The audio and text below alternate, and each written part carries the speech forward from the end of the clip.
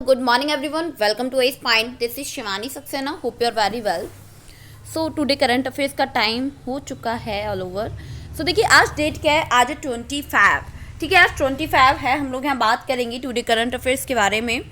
आप लोग नोटबुक लेके इसको नोट कर लेना डेट को, और हैंड टू हैंड इसको भी नोट करते चलना करंट अफेयर को.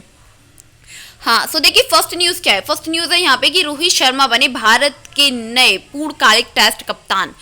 तो देखिए बीसीसीआई ने रोहित शर्मा को भारत का नया पूर्णकालिक टेस्ट कप्तान नियुक्त किया है. दरअसल दक्षिण अफ्रीका के खिलाफ 1-2 से लेकर अगर सीरीज हारने के बाद विराट कोहली ने टेस्ट की कप्तानी छोड़ दी थी, जैसे कि मैंने आपको बताया भी था T20 वाली. अब रोहित शर्मा अब सभी जो प्रारूप हैं तो उनको भारत के वो कप्तान होंगे जिन्हें पहले कोहली की जगह एक वनडे में T21 कप्तान बनाया गया था. सो देखिए ये काफ़ी नॉलेज लेवल न्यूज़ है, सो आप लोगों को पता होनी चाहिए, काफ़ी इंपॉर्टेंट है, सो आप इसको नोट कर लीजिएगा. ठीक है, चलिए बात करते हैं हम यहाँ पे नेक्स्ट न्यूज़ की और जान लेते हैं कि भारत 2023 में अंतर्राष्ट्रीय ओलंपिक समिति एक तरीके से जो समिति सत्र करेगा मेजबानी. अब मेजबानी में क्या होगा कि 40 साल बाद मिलेगा मौका. तो ये न्यूज़ हमें क्या इंडिकेट करती है. देखिए भारत में शनिवार को मुंबई में 2023 अंतर्राष्ट्रीय ओलंपिक समिति के लिए क्या किया गया था कि उसके लिए आईओसी सत्र की मेजबानी करने का अधिकार हासिल कर लिया गया. ठीक है, क्या कर लिया गया, हासिल कर लिया गया. भारत में ये दूसरा आईओसी सत्र होगा, और इससे पहले आखिरी बार कब हुआ था, दिल्ली में हुआ था 1983 में. ठीक है, सो मेजबानी कर चुका था. तो इस बात को भी आपको हाईलाइट यहाँ कर लेना है, नोट कर लेना है कि जो ये सेकंड है और जो पहली बार हुआ था आखिर में, तो वो कब हुआ था, 1983 में दिल्ली में हुआ था.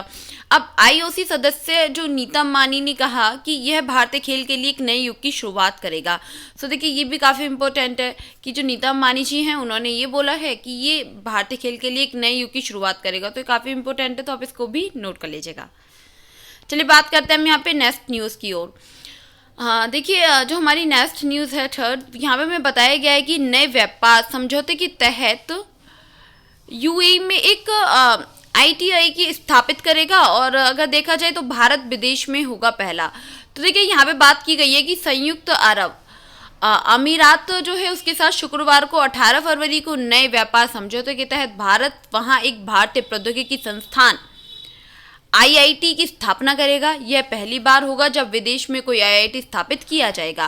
वर्तमान में भारत में 23 आईआईटी हैं जो बीटेक से लेके डायरेक्ट कार्यक्रमों को तक भी विभिन्न डिग्रियां प्रदान करते हैं. तो देखिए ये काफ़ी इंपॉर्टेंट नॉलेज है जिसके बारे में आप लोगों को नॉलेज होना चाहिए, तो आप इसको भी नोट कर लीजिएगा. ठीक है, इसके बारे में भी आपको अच्छे से नॉलेज होना चाहिए कि वो कौन सा आईआईटी है जो हम विदेश में पहली बार भारत वहाँ पे एक विदेशी संस्थान आईआईटी स्थापित करने वाला है. साथ ही आपको ये भी पता होना चाहिए कि भारत में अभी तक कितने आईआईटी हैं. सो इस मतलब जो नॉर्मल जनरल नॉलेज होती है वो आप लोगों को होना चाहिए इसके बारे में. चलिए बात करते हैं हम यहाँ पे नेक्स्ट न्यूज़ की. देखिए पीएम मोदी जी ने इंदौर में एशिया के सबसे बड़े बायो सीएनजी प्लांट गोवर्धन ने किया उद्घाटन. तो देखिए यहाँ पे आपको बताया गया है कि जो हमारे पीएम नरेंद्र मोदी जी हैं उन्होंने शनिवार को मध्य प्रदेश इंदौर में एशिया के सबसे बड़े बायो सीएनजी प्लांट गोवर्धन का एक वर्चुअली उद्घाटन किया है. और यह प्लांट करीब अगर देखा जाए तो 150 करोड़ की इसमें लागत से इसको स्थापित किया गया है. इससे हर रोज अलग मतलब इससे अगर बोला जाए कि हर रोज अलग किए गए आप लगा लीजिए यहाँ पे कि 550 टन गीले जो कचरे हैं, ठीक है, घरेलू जो जैविक कचरे होते हैं उसका निपटान करीब आप देखेंगे 17,000 किलोग्राम सीएनजी का उत्पादन हो सकता है. सो देखिए ये काफ़ी बहुत ज़्यादा इंपॉर्टेंट नॉलेज है, बहुत ज़्यादा इंपॉर्टेंट न्यूज़ है. सो आप इसको ज़रूर नोट कर लीजिएगा, अपने पॉइंट ऑफ व्यू में नोट कर लीजिएगा, और आप इसको 2-3 लाइन में नोट करिएगा, शॉर्ट नोट्स इसके मेकिंग कीजिएगा आप, क्योंकि आपके जो कंपटीशन एग्ज़ाम होते हैं उसमें काफ़ी इम्पोर्टेंट रोल ये अपना प्ले करते हैं. तो इसके बारे में आपको नॉलेज ज़रूर होना चाहिए. चलिए बात कर लेते हैं हम यहाँ पे नेक्स्ट न्यूज़ की. देखिए बिहार सरकार ने पहली बार राज्य के 58 जलाशयों में जल पक्षियों की गिनती शुरू की. देखिए ये न्यूज़ हमें यहाँ पे बताती है कि बिहार सरकार ने पहली बार जो जल पक्षियाँ होते हैं ना, जल पक्षियों की प्रजातियों को सही संख्या में पता लगाने के लिए इनकी गिनती शुरू की है. पक्षियों की गिनती राज्य के 58 चिन्हित जलाशयों में की जाएगी। गया वन विभाग में अगर बात की जाए कि संरक्षक एश सुधारकर ने कहा कि इस गतिविधि का उद्देश्य राज्यों में प्रवासी पक्षियों के साथ ही जलाशयों की स्थिति को जानना है। तो देखिए ये भी आपको पता होना चाहिए कि बिहार में जो सरकार है, बिहार की सरकार ने ये काम शुरू किया है और जो 58 जलाशय हैं उनके जो जल पक्षी हैं उनकी गिनती शुरू की है। इसका उद्देश्य जैसे कि आप यहाँ देख पा रहे हैं कि एक तरीके से जो गया वन विभाग है उसको सेक्शन इसमें सुधारक ने कहा कि इस गतिविधि का उद्देश्य क्या होगा मेन, कि राज्य में जो प्रवासी पक्षी हैं साथ ही जलाशयों की स्थिति को जानना है कि जलाशयों की जो स्थिति है वो कैसी है करेंटली में। सो इसके बारे में भी आप लोगों को नॉलेज होनी चाहिए। जो भी नेक्स्ट अपडेट होगी वो अब तक ज़रूर पहुंच जाएगी। तो ये बात करते हैं हम यहाँ पे कि भारत ने यूएई के साथ अपने पहले द्विपक्षीय मुक्त व्यापार समझौते पे किए हस्ताक्षर। तो देखिए ये न्यूज़ यहाँ पे हमें क्या बताती है कि भारत और यूएई ने शुक्रवार को समग्र आर्थिक गठजोड़ समझौते सीपीए जो हस्ताक्षर किए हैं, सिग्नेचर किए हैं। समझौते से बहुत से उत्पादक को जो उत्पादों में लगने वाली जो इम्पोर्ट ड्यूटी है, ठीक है, इम्पोर्ट जो ड्यूटी होती है उसकी कटौती होगी और ज्वेलरी और कपड़े में निर्यात का बढ़ावा मिलेगा। उम्मीद की जा रही है कि सीपीए में क्या होगा कि अगले 5 वर्षों में द्विपक्षीय कारोबार वर्तमान आपका 60 अरब से बढ़ के 100 अरब तक हो सकता है। मतलब ये अनुमान लगाया गया है पिछले मतलब अगले 5 वर्षों तक का, कि 5 सालों में ऐसा द्विपक्षीय कारोबार वर्तमान में अगर देखा जाए तो इसका 60 अरब से लेकर 100 अरब तक हो सकता है। अगर कंटिन्यू काम चलता रहा तो ये ज़रूर होगा। और बाकी का यहाँ पे जो इम्पोर्ट ड्यूटी उसमें भी कटौती होगी और ज्वेलरी और जो कपड़ों का निर्यात है वो बढ़ेगा। सो देखिए इसके बारे में भी आपको नॉलेज होना चाहिए। और भारत और यूएई ने इस पर क्या किए हैं, हस्ताक्षर किए हैं जो मुक्त व्यापार समझौता है उस पर। चलिए बात करते हैं हम यहाँ पे नेक्स्ट न्यूज़। देखिए 9.3 करोड़ साल पुराने मगरमच्छ के अवशेष मिले, पेट में मिले डायनासोर के बच्चे के अवशेष। देखिए वैज्ञानिकों ने ऑस्ट्रेलिया में क्या किया है कि ऑस्ट्रेलिया में 9.3 करोड़ साल पुराने एक मगरमच्छ के पेट में एडवांस न्यूक्लियर अगर देखा जाए तो सिंट्रॉन इमेजिंग से मदद से जो बेबी होता है डायनासोर के अवशेष मिले हैं। मिलने पे पता लगाया है कि जो अगर बात की जाए देखिए जो कॉन्फेक्टोसुकरस है, अगर साराक्टोनोस एक नामक जो मगरमच्छ की जो लंबाई है, अगर इसकी लंबाई की बात की जाए तो कितनी होगी, अप्रॉक्स कितनी रही होगी, तो अगर 2 से लेके 2.5 मीटर इसकी लंबाई रही होगी। और शोधकर्ताओं ने कहा कि मगरमच्छ के अवशेष एक टूटे पत्थर में मिले थे। सो देखिए ये न्यूज़ आपका हिस्ट्री के अकॉर्डिंग काफ़ी इंपॉर्टेंट हो जाती है यहाँ पे। जैसे कि आप कोई भी कंपटीशन का एग्ज़ाम देते हैं तो उसमें ये आपसे क्वेश्चन पुटअप किया जा सकता है। और अगर यूपीएससी की बात की जाए तो उसमें भी ये आपका काफ़ी इंपॉर्टेंट रोल प्ले कर सकता है। सो इसके लिए मतलब ये नॉलेज आपको होनी चाहिए कि जैसे कि होता है ना कि ये अवशेष यहाँ पे मिले, मेहरगढ़ में ये अवशेष मिले, अब काफ़ी सालों बाद ये मूर्ति, काशी की मूर्ति वहाँ मिली। तो इस तरीके के जो टॉपिक होते हैं, इस तरीके की जो न्यूज़ होती है वो आपके एग्ज़ाम के पॉइंट ऑफ व्यू से बहुत ज़्यादा इंपॉर्टेंट होती है। तो आप ऐसी न्यूज़ को कभी भी कहीं भी देखें तो उसको पढ़ने की कोशिश करें, डीपली जानने की कोशिश करें और उसको नोट भी कर लें, ऐसे इग्नोर नहीं करें आप, ठीक है। सो ये आपके एग्जाम के पॉइंट ऑफ व्यू से काफ़ी इंपॉर्टेंट हो जाती हैं ऐसी छोटी छोटी जो न्यूज़ें होती हैं, ठीक है। सो चलिए आपका ये कंप्लीट हो चुका है। बात करते हैं हम यहाँ पे important today current affairs question के बारे में। सो देखना कि जो फर्स्ट न्यूज़ है, सॉरी फर्स्ट क्वेश्चन है यहाँ पे, उसमें हमसे पूछा गया है कि संयुक्त राष्ट्र व्यापार और विकास सम्मेलन United Nations conference on trade and development का मुख्यालय कहाँ पे स्थित है। तो इसका आंसर होगा जिनेवा। ये जिनेवा में स्थित है।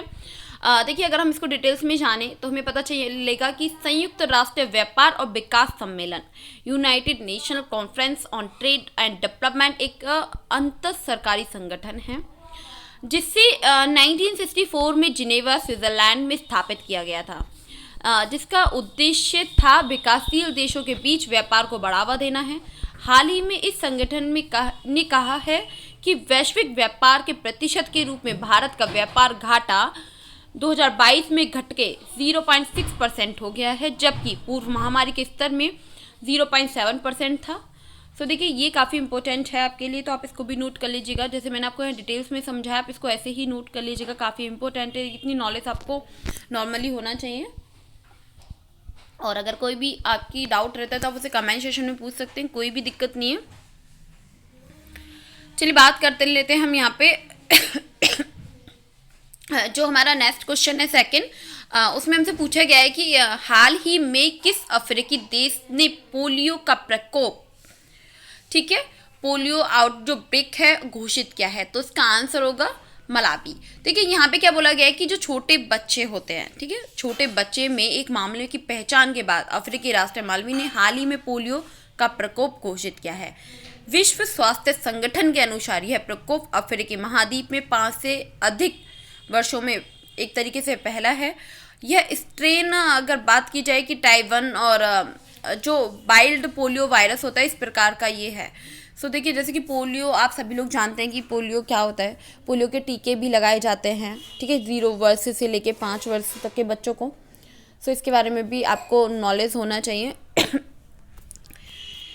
चलिए बात कर लेते हैं हम यहाँ पे जो हमारा नेक्स्ट है क्वेश्चन, यहाँ पे हमसे क्या बात की गई है। देखिए छठा अफ्रीकी संघ यूरोपीय संघ शिखर सम्मेलन, African union European union summit. तो देखिए यहाँ पे क्या हुआ है कि ये कहाँ पे आयोजित किया गया है हाल ही में, तो ब्रुसेल्स में इसको आयोजित किया गया है। देखिए यहाँ पे क्या हुआ है कि जो छठवां अगर बोला जाए कि छठवां अफ्रीकी संघ यूरोपीय संघ सम्मेलन, ये आपका African union and European union and summit 17 फरवरी 18 फरवरी 2022 को विल्स में आयोजित किया गया, जिसमें अफ्रीकी संघ और यूरोपीय संघ के सदस्य देशों के प्रमुखों में भाग लिया।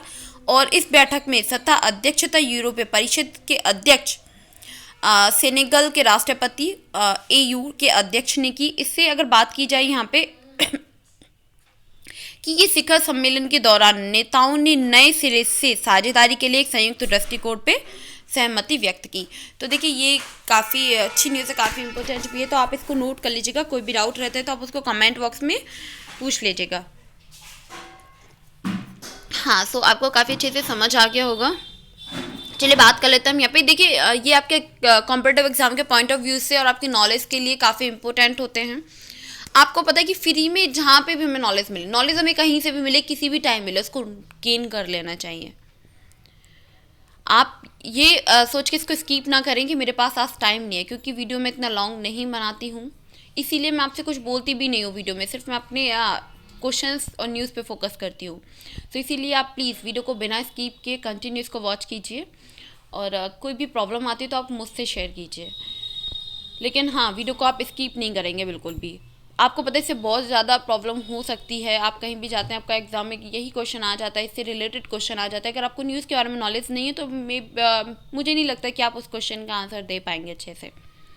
तो उसके लिए आपको न्यूज़ का देखना और करंट अफेयर बहुत ज़्यादा इंपॉर्टेंट होता है। अगर आप 6th स्टैंडर्ड में हैं, अगर 12th स्टैंडर्ड में आप हैं, तो भी इसी न्यूज़पेपर की हैबिट आप अपने अंदर डालें, हैबिचुअल बनी न्यूज़पेपर पढ़ने के। सो प्लीज़ आप मेरी वीडियो को बिल्कुल भी स्किप नहीं करेंगे। हिस्ट्री है, पॉलिटी है, जो भी लक्ष्मीकांत वगैरह आपको पढ़ाई जा रही है, तो आप उसको भी स्किप नहीं करेंगे, आप कंटिन्यू क्लास को वॉच करेंगे। सो आई एम सॉरी, थोड़ा टाइम मैंने आपका ले लिया। देखिए यहाँ पे मैं बात करती हूँ यहाँ पे आपसे 4 क्वेश्चन के बारे में। देखिए 2022 में पाकिस्तान के दूसरे सर्वोच्च नागरिक पुरस्कार हिलाल ए पाकिस्तान, ठीक है, किससे सम्मानित किया गया है? तो बिल गेट्स को इससे सम्मानित किया गया है।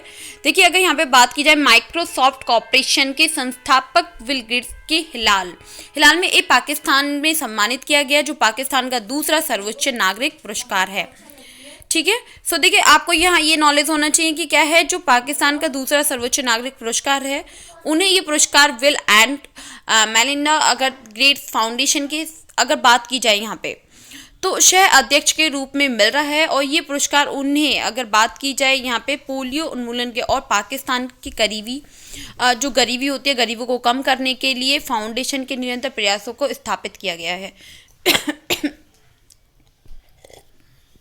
सो इसके बारे में भी आपको नॉलेज होना चाहिए। चलिए बात कर लेते हैं हम यहाँ पे नेक्स्ट क्वेश्चन के बारे में। देखिए यहाँ पे जो होता है ना प्लास्टिक जो पैकेजिंग है संदर्भ में EPR का अर्थ क्या है? तो एक्सटेंडेड प्रोड्यूसर रिस्पॉन्सिबिलिटी। देखिए यहाँ पे क्या हुआ कि भारत सरकार